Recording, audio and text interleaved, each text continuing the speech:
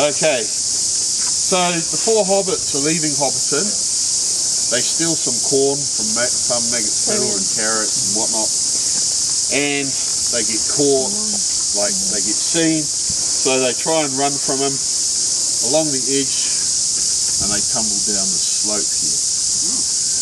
As Kent said, October 11th, 1999 was the first scene right here where we're standing. So it's over 20 years now since they started filming Lord of the Rings.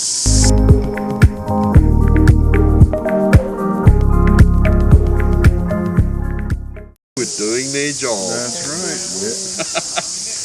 Yeah. Now the scene where the horse rides down here happened in the studios. And would you like to be a hobbit?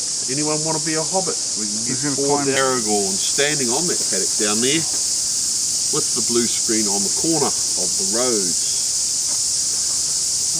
Then when the shot goes back to the studios, the blue screen gets taken away, and that's the final shot in the movie.